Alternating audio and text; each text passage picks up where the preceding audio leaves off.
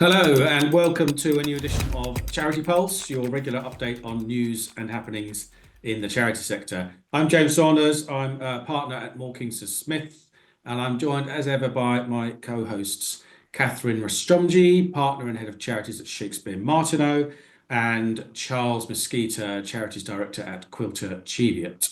You may be listening to us on Spotify or Apple Podcasts, YouTube, any of our respective organisations' websites. However you're listening, you're, as always, very welcome, but please don't forget to like and follow and subscribe and try and get any positive feedback to us. You can hit those buttons, presuming, of course, that you do find our little sessions useful. And we've had some feedback this week, I think, Charles, that people have been finding these things very positive. So that's nice to hear. Perhaps we'll return to that a bit later. We've got plenty to talk about this week.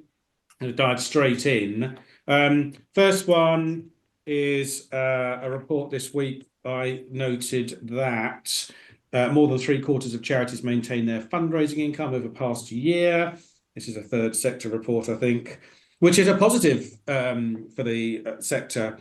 Positive in two senses: more money is being raised last year, or at least maintained the same level of fundraising income. Great, which goes against the expectations, I think, from a previous, a year ago, that people were struggling.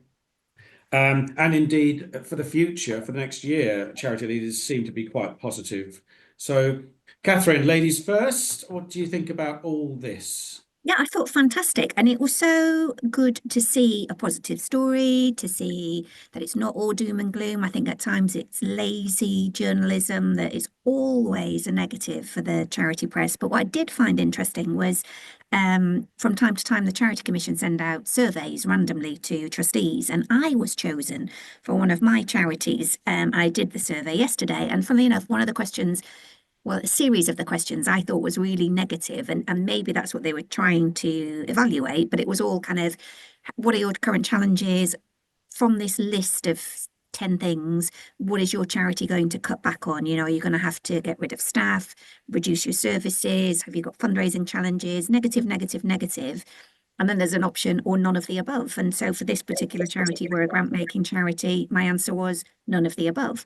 And then it was, what about the coming year? Are you going to have to make any of these things? And I said, no, none of the above. We're in a good place. So it's fascinating, I think, because, the sector, as we know, is hugely varied, loads of different charities doing lots and lots of different things. So when we start to see that the sector is on its knees and, everybody is going down the drain, it doesn't help. So I thought it was good to have some, stats around this and some information and some positivity.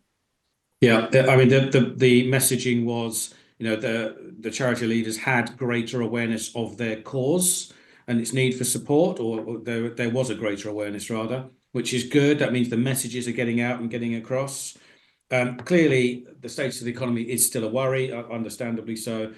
But some of the areas of improvement or growth in income were around events and activities. Understandable, people are getting back into this thing, and also in corporate fundraising. Now, to my mind, both of those are very much within the purview, if you like, the control of the charity. It's great that you can go out and sell yourself at events and activities and to corporate fundraisers. I've talked about this many times. Make sure you make your best possible case to those that want to come and spend money with you in some way, shape, or form.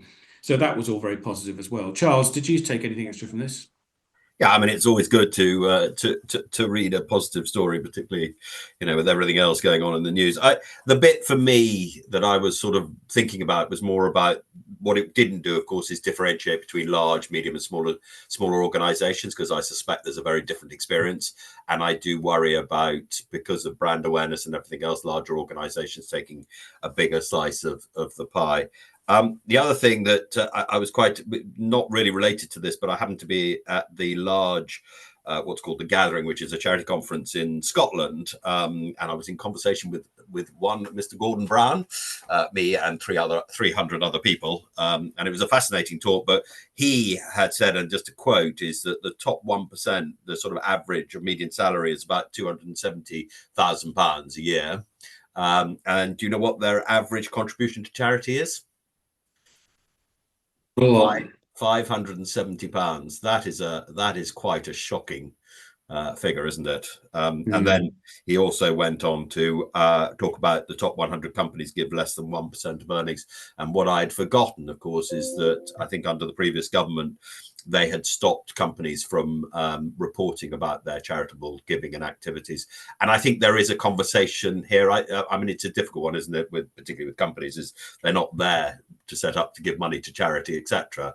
However, I know as an organization, and you guys also have something similar where you've got your own foundations within the organization, and what benefit that brings to both staff and our wider contribution to community. So I mean, it's great to hear that things that they're looking up and people are feeling more positive about it. But I think there's an awful lot more that could be done on those sorts of basis. Yeah, I mean the corporate giving, if you like, is I think personally, I think there's going to be a bit of a battle coming up in the next couple of years. There's pushes and pulls in this. There's the new American president is not keen on anything that is could even be suggested to be woke of any sort. And there is this push that companies are there to serve their stakeholders and make profits at the one end, and then of course at the other there is the employees factor. Employees want to work for companies that are good companies. In general, they are good employers, but they are particularly good activists in the world. But there was some really simple things. So I mean, I have to say, although I don't always agree with Gordon Brown politically, but I mean he pointed out certain things. So I hadn't thought about, there is a whole lot of surplus new goods that effectively doesn't get sold. So what happens to that? And it was very interesting because he was talking about food banks and then setting up, banks to do white goods and furnitures and bed linen and clothing and everything else. And of course, the majority of it goes to either landfill or it gets incinerated, which is absolutely lunatic. And there's a VAT issue here because if you send it to landfill or destroy it, you don't pay VAT. But if you give it to an organization that distributes it to the poor, and let's not remember that it's about 25% of the population is deemed to be in poverty. I mean, that's just is absolutely nuts. I mean, those are sorts of simple things of where companies have got excess goods they can't sell that could actually be put to good use, which are not, because we have a tax system that is working against them. And you just think, come on, we must be able to do something along those lines. Yeah. Okay. Right. Next stories are linked, really. And they're two sides to a similar vein, really. Treat civil society as equal to businesses, report urges government. And this is a report by a number of, or a cooperative group of some sort, which asked a number of, again, charity leaders or leading organisations. The research was published by the think tank Future Governance Forum, partnership with New Philanthropy Capital and Lloyds Bank Foundation. Calls for the government to afford civil society the same status as businesses. And as we've seen, the new covenant is being brought in by the new Labour government. Wants to make more of the relationship. Now that came out, and then only a few days later, the Health Secretary, Mr.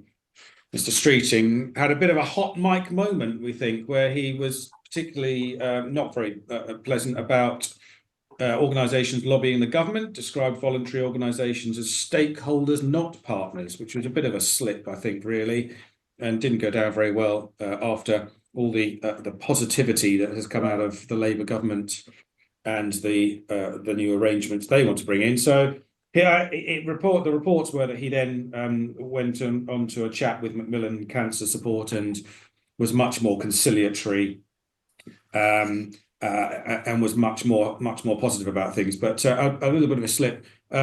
Catherine, any thoughts on these two particular linked stories, if you like? It's interesting, isn't it, with Charles mentioning Gordon Brown as well. I'm sure he still has nightmares about his hot mic moment, but it's just, politicians, I think get with it. You know, don't open your mouth to put your other foot in, because, you know, the government has done so much work about promoting the covenant and saying civil society is important to us. And then, you know, with one slip, you can just cause so much offence. And I think, you know, the sector is smarter than that to realise we don't just like these sound bites. If you're then going to be, you know, talking negatively about us in the next breath. And, you know, and I thought the treating them equally as businesses, it was businesses and trade unions.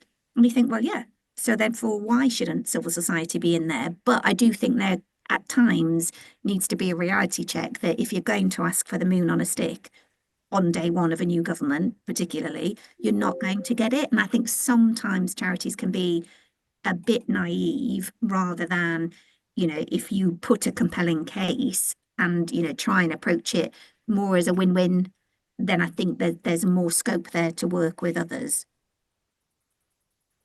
Yeah. Charles, any thoughts? Yeah, I have to say, I happened to be reading the Times, and there was, there was one article that had got West Streeting fights charities over the NHS priorities, which got me reading. And then we got a report from Gareth Davis at the National Audit Office, which where they had sort of stated that over the past 5 years, you know, the number of procedures in the NHS had fallen by 35%, but the amount of money that was being given to it had gone up by 44%. So I thought that was whether the Times had deliberately done that. I mean, I have some sympathy for West Streeting because, you know, I think what he was trying to say was, you've got all of these charities, all who are passionate about the particular cause of medical issue that comes, and they're all in the air saying that this is a priority or whatever. And of course, he is the health secretary, and the NHS have actually got to decide of the limited resources about what they can spend it on and what there are. What I think needs to happen, and I'm hoping this will come through on the Labour governance covenant, is actually to sit down and work and then, you know, explain what the priorities are and why they are the priorities, which there will be some charities who will be very pleased with that, and there will be others who will be less pleased about it. But unfortunately, you know, like all things, they won't have the money to be able to spend to the level that charities will do. But it doesn't stop charities from campaigning. It doesn't stop charities from but you sort of get this sort of thought, isn't it? You're standing there and you're getting an awful lot of noise coming through both ears, trying to tell you that this should be a priority and here's why. And West Streeting, as the health secretary, is just having to make those decisions with the NHS about what it is they are going to prioritise. Correct me if I'm wrong, Charles, but some of that coverage was about, and I think it was mentioned in the article about with Macmillan Cancer Support, but West Streeting, I think, was talking about getting rid of these anti-diversity policies and becoming anti-woke and morphing slightly into an American vice president. Did that come through from what you were reading as well? No, I didn't. I have to say I didn't pick up on that particular element of it. Perhaps I leave that to Rory Stewart and JD Vance. So having perhaps it's my own interpretation. Yeah, okay. Right. Again, turning to you, Charles, there was one article that I think you picked up about there's a new consultation about trusteeship, what it means to be trustees, and whether barriers to becoming trustees, how barriers to trustees could be removed. It's the Association of Chairs opened a consultation this last week, and I think they're planning on keeping it open until the end of April. So I suppose firstly we'd encourage everyone to go in and complete that, trustees or even non-trustees, if there's a reason you aren't a trustee or don't want to be a trustee. Charles, any thoughts on that, having read the consultation? Yeah, I mean, part of me sort of left having read it thinking, oh God, you know, why are they covering these issues, and really do we need to turn this? But actually, I think it is I think it's a really good thing that they are asking the question. So things like paying trustees, And I think a figure that somebody gave me is that 17,000 trustees out of the million or so that there are get paid, which I was sort of slightly surprised about. Taking paid leave, I think, again, here's something that government could help by encouraging companies that they give people paid leave to go off and do volunteering. I think that wouldn't necessarily be a bad thing. Again, I think you need to think about the size of the organizations. The bits that were also equally worrying is sort of developing qualifications and standards, having a sort of a charter for chartered things for chairs, a bit like chartered accountants and things like chairs and treasurers and trustees. And there was this sort of whole professionalization. And then they go on to talk about benchmarking and accreditation, and improving charity governance. I always worry when somebody talks about improving charity governance, because that's just assuming it's bad in the first place. And certainly my experience, and I'm sure yours, is that most times it's actually pretty good. The bit that worries me the most is I think they're right to ask the questions, and there has obviously been a massive change between people who are retired to more people who are working, who are becoming trustees and volunteers, and we need to be able to give them the space to deal with it. But the professionalization of it will just, to me, narrow the audience, because they also talk about diversity and inclusion. And that to me is a complete oxymoron if you're going to then ask people to become qualified to be trustees. The lovely thing about it at the moment is that anybody in the land can be a trustee, and all they have to do is come Put their hand up and focus on what is in best of the beneficiaries that they're looking to serve. Okay, Catherine, any thoughts? Yeah, I think, and that's the beauty of it, isn't it? I mean, I don't like the whole, you're going to be a chartered chair, you're going to be a governance expert. I don't describe myself as a governance expert.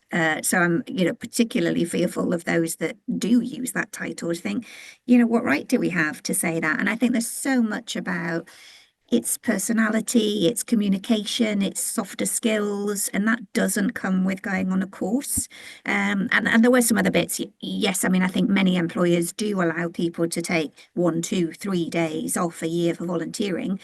And the article talked about how, some people are taking 10 days holiday to go to trustee meetings. And I just thought, what on earth is that charity doing? Why on earth do you need 10 days a year that, you're not being efficient in how you... So I would love it for people to actually respond, because maybe it would pop some of these assumptions that I think might be starting to percolate rather than being the reality. But also, I think, sorry, there were just two things. Is that there was this whole thing about time poor, but I think if you want to do something, you find time. So, but I think there are things that could be accommodating. And the other thing about this paid trustees, and I feel really passionate about this. I mean, it'd be great. I mean, I could probably make a living out of it potentially if anybody had me on the board and pay me for doing so. But actually, there is no evidence in my mind that those that are paid boards, because they talk about local authorities and NHS and not-for-profit organizations that are not charities.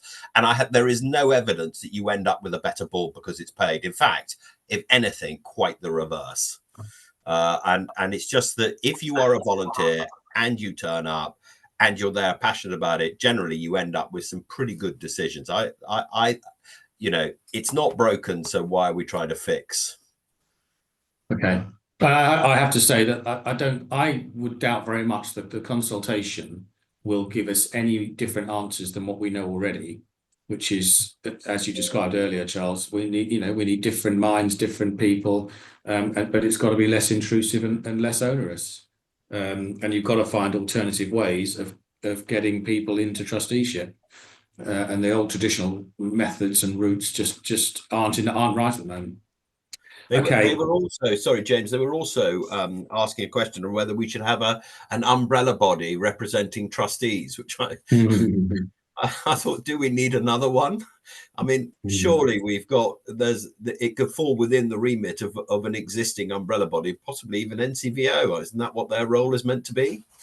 So you'd be asking trustees to not only do the 10 hours a month or whatever it was that Catherine referenced, but add another couple of hours on to go and sit on a trustee representative board as well.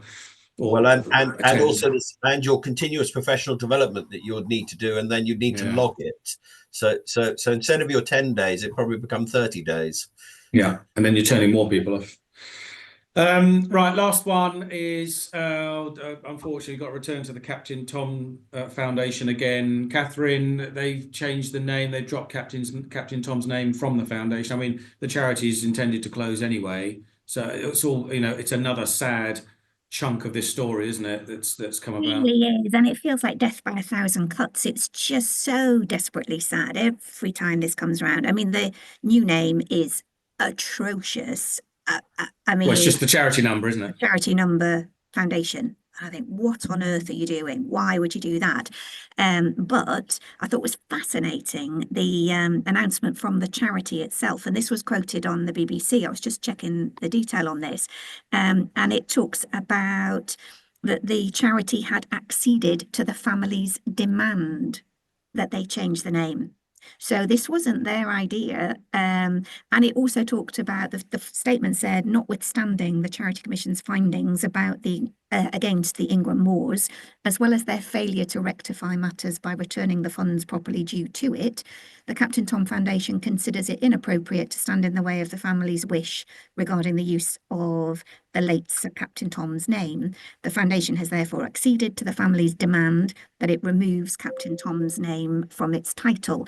And I just think, how many more things can this family run ramshod over, where the principles of charity law are absolutely clear? You do not receive personal benefit from a charity's assets. And I think this is all around the timing as well of the family securing the IP rights over the name just before they became trustees of the foundation, and then licensing that brand to the foundation, which is just, to my mind, so contrived. There's no goodwill, and it's just dreadful. And still, there is no repayment of the outstanding funds, which again makes you think, Charity Commission, you need to do something and get involved here. Yeah, spats is one thing that as you say, that there should be money that is owed to that charity, and closing it down, as trustees closing it down as quickly as they can and cutting all ties does not seem to be the same as, equivalent to getting that money back. Charles. Well, I mean, you think back to Kids Company and the how the trustees of Kids Company were pulled through the courts around a whole lot of issues, and which I was not a fan of, because I think that puts a lot of people off becoming a trustee. But I think in this instance, actually, the Charity Commission does need to stand up and do something, because this is clearly that there is private benefit being derived.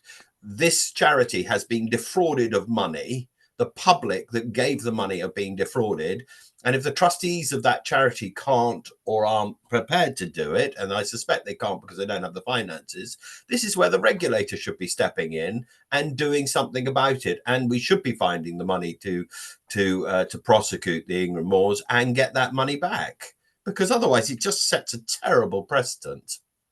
Yeah, I have to declare I have some skin in this game, because I bought one of his books actually for my son. One of his, which was it's a lovely book, but I bought it on the basis that the money was going to charity, no matter what anyone tells me. Yeah. Okay, brilliant. I think that's probably all we've got time for this week. We've covered an awful lot there. So thank you, Catherine. Thank you, Charles. And thank you to you, the listener, for tuning into this episode of CharitEpulse. We hope you found our discussions and musings insightful. If you've got any questions or topics you'd like to cover in future episodes, please do let us know. Whether you're a charity professional or a passionate volunteer, or simply someone who cares about making a difference, we do try and make sure there's something here for you. Don't forget, please, to follow us and leave a review and share our podcast with your network. And do join us next time as we continue to look at the challenges and the opportunities facing non-profit sector organisations. Thanks very much. Bye-bye for now.